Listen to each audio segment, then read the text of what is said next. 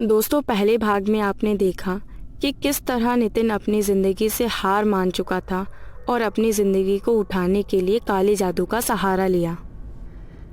तो तुम कौन हो? मैं कर्ण पिशाचिनी हूँ। जो कलाई थी वो कौन थी? वो मैं ही थी। बस देखने आई थी कि आप साधना पूरी ईमानदारी से कर रहे हैं या नहीं, और आपने मुझे खुश किया है। तो अब आप मुझे बताइए कि आप मुझे किस रूप में अपनाना चाहते हैं, माँ, बहन या फिर पत्नी के रूप में? मैं तुम्हें अपनी पत्नी के रूप में अपनाना चाहता हूँ। ठीक है, जैसा आप चाहें। आपने कड़ी तपस्या कर मुझे पाया है, तो अब मैं आपकी पत्नी हूँ। अब आपकी सारी समस्या दूर हो जाएगी। ये सुन मैं बहुत खुश हुआ। कर्ण पिशाचिनी रात को मेरे साथ पत्नी की तरह रहती और दिन में मेरे कंधों पर बैठ मुझे सारी जानकारी देती। कर्ण पिशाचिनी मुझे जो करने को कहती मैं वही करता। देखते ही देखते मैं बहुत अमीर हो गया था। मम्मी पापा भी बहुत खुश थे। मैं कर्ण पिशाचिनी को अपने मन और तन से खुश रखता और वो मुझे। एक दिन मम्मी पापा ने मुझे शादी के लिए एक लड़की दिखाई। वो बहुत सुंदर थी, जिस कारण मैं उस पर मोहित हो गया और हम काफी करीब आ गए थे। ये देख कर्ण पिशाचिनी को बहुत गुस्सा आया। एक रात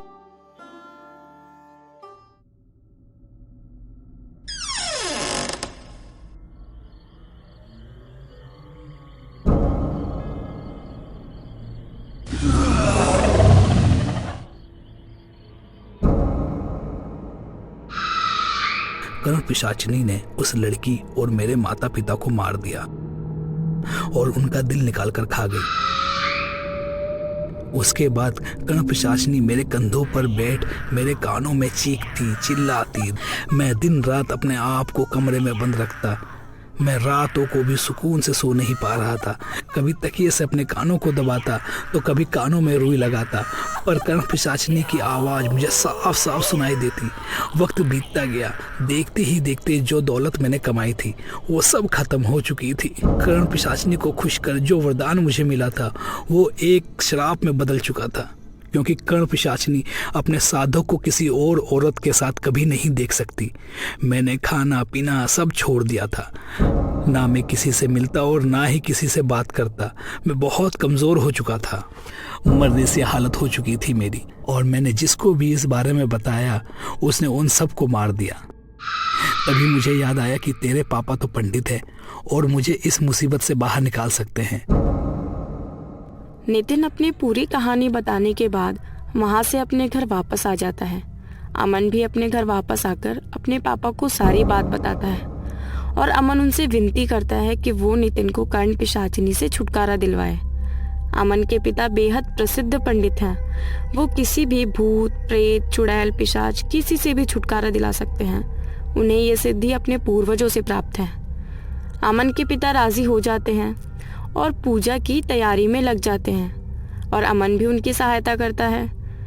दूसरी तरफ कर्ण पिशाचिनी नितिन को और ज्यादा परेशान करने लगी थी। उसकी हालत अब और भी ज्यादा बदतर हो गई थी। कर्ण पिशाचिनी नितिन को अब एक पल के लिए भी नहीं छोड़ती। नितिन हर पल बस मरने की दुआ मांगता। पूर्णिमा की रात तक अमन और उसके पिता ने पूजा की लगभग सारी तैयारी कर ली थी, और वो ये पूजा नितिन के घर पर ही करना चाहते थे, ताकि वो कर्ण पिशाचिनी दोबारा नितिन को अपना शिकार न बना ले। अमन और उसके पिता सारा सामान लेकर नितिन के घर पहुंचते हैं तो वह देखते हैं कि नितिन घर के एक कोने में बैठा हुआ है और चाकू से अपना ही हाथ काट रहा है। अमन फौरन उसके पास जाकर चाकू उससे छीन लेता है। अमन उसे शांत करवाता है। दूसरी ओर अमन के पिता अपनी पूजा के लिए फर्श पर गोल आकार के अंदर सितारे की आकृति बनाते हैं और कुछ लौंग और काली मिर्च लेकर उस पर मंत्र पढ़कर सितारे के हर कोने पर रख देते हैं। फिर कपूर जलाकर वो अपने स्थान पर बैठ जाते हैं। फिर नितिन को सितारे के बिल्कुल बीच बैठाते हैं और अपने झोले में से 2 माला निकाल एक अमन को दी और दूसरा खुद पहन लिया।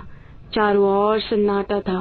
फिर अमन के पिता ने झोले में से एक गुड़िया निकाली और उस पर कर्ण पिशाचिनी का नाम लिख उसे नीचे रख दिया और अपनी आंखें बंद कर मंत्र शुरू किया।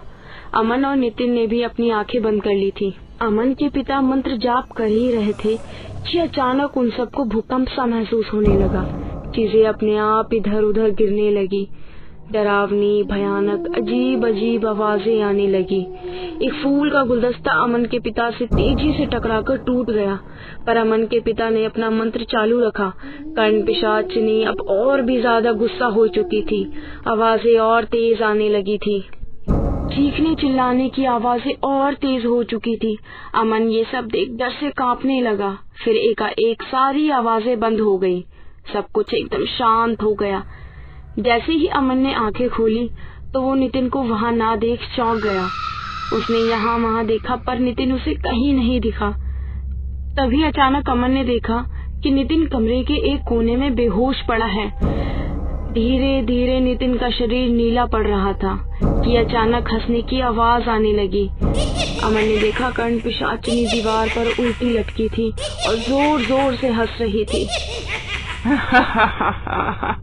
जब तक मैं नहीं चाहूंगी तब तक नितिन मेरा ही रहेगा, चाहे उसकी मृत्यु ही क्यों ना हो जाए। तुम लोग कुछ नहीं कर पाओगे। नितिन सिर्फ मेरा है और आज इसे और तुम लोगों को मारकर मैं हमेशा के लिए नितिन को अपना बना लूंगी। कर्ण पिशाचिनी जोर जोर से हंसने लगी।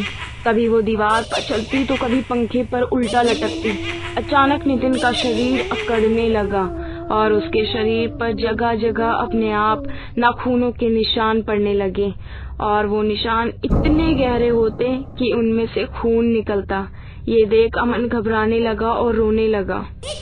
कर्ण पिशाचिनी की हंसी पूरे घर में गूंजने लगी थी। नितिन तड़पने लगा और उसके मुंह से खून निकलने लगा। तभी अमन के पिता ने मुट्ठी में सरसों के दाने उठाए और मंत्र पढ़ने लगे। मंत्र शुरू होते ही चीखने चिल्लाने की आवाजें पूरे घर में फैल चुकी थी। वो मंत्र पढ़ते और कुछ सरसों के दाने नितिन पर फेंकते। सरसों के दाने खत्म होने तक उन्होंने ये विधि करी। नितिन का शरीर और ज्यादा अकड़ने लगा। फिर उन्होंने उस गुड़िया को सितारे के बीच में रखा और कुछ लौंग, काली मिर्च और सरसों के दाने उस पर रख जलते कपूर को उस गुड़िया पर फेंक दिया। गुड़िया जैसे ही जलना शुरू हुई कर्ण पिशाचिनी तड़पने लगी और चिल्लाने लगी। दूसरी तरफ नितिन के शरीर पर जो घाव थे वो धीरे धीरे सब अपने आप भरने लगे। जैसे ही गुड़िया पूरी तरह जलकर राख हो गई, देखते ही देखते कर्ण पिशाचिनी भी उसी तरह जलकर राख हो गई। सब कुछ शांत हो चुका था। नितिन भी ठीक हो गया। अमन ने नितिन को सहारा देकर उठाया और कमरे के बाहर ले आया। अमन के पिता ने वहां रखी सारी चीजें इकट्ठा की और उन्हें जला दिया। इस तरह अमन और उसके पिता ने नितिन की जान बचाई और नितिन ने उनका शुक्रिया अदा करा। दोस्तों, अगर आपको हमारी ये वीडियो अच्छी लगी तो हमारी वीडियो को लाइक, कमेंट और सब्सक्राइब जरूर करें और शेयर करना ना भूलें।